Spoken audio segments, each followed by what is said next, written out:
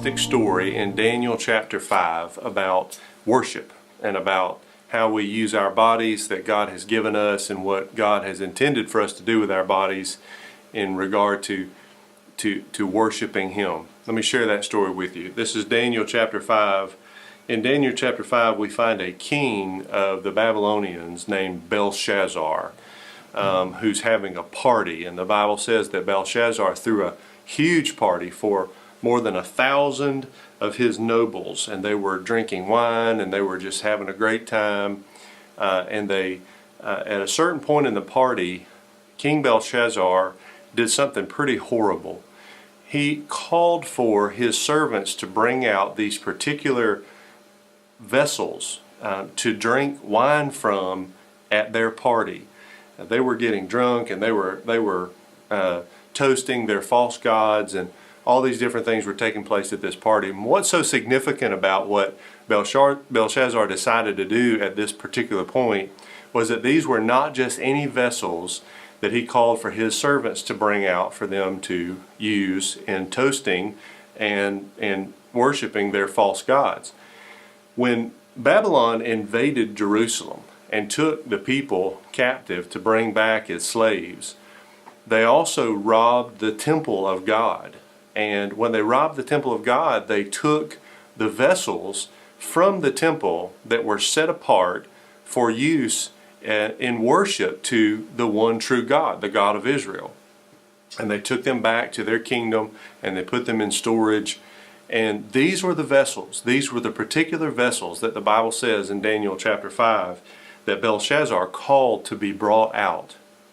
And so the scriptures say that as Belshazzar called for his servants to bring out these vessels that were set apart, stolen from the temple of God, as they had been dedicated there strictly for the purpose of worshiping God, and he called for them to be brought out and used, filled with wine, at his party where he was toasting and celebrating and worshiping their false gods.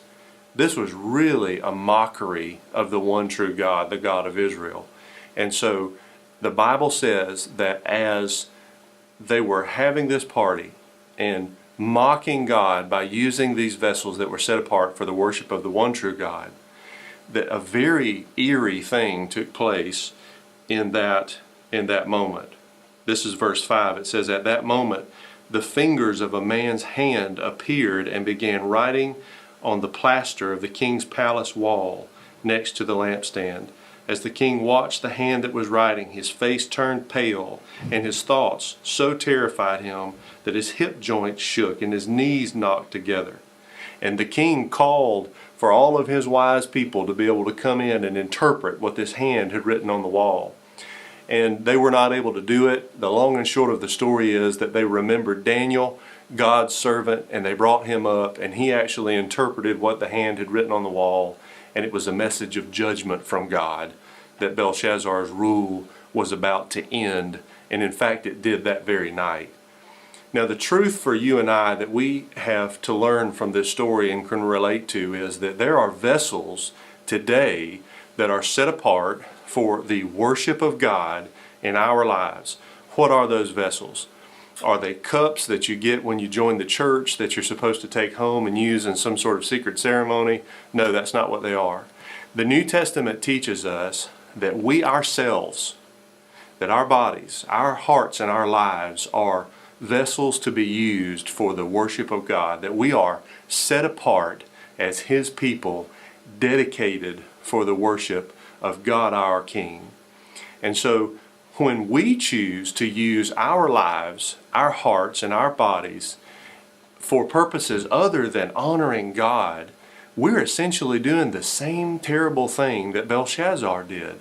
We're taking vessels that have been set apart for the worship of the one true God and using them in worship to a false god. Now for us it might be money, for us it might be some sort of pleasure or entertainment, it might be anything that we think might satisfy our hearts, just as Belshazzar thought that activity he was participating in would satisfy his heart. But it didn't. It led to judgment.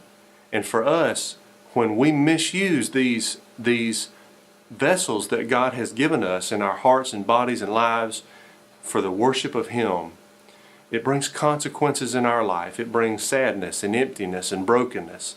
But we serve a God who heals, who redeems, who restores. Indeed, a God who resurrects.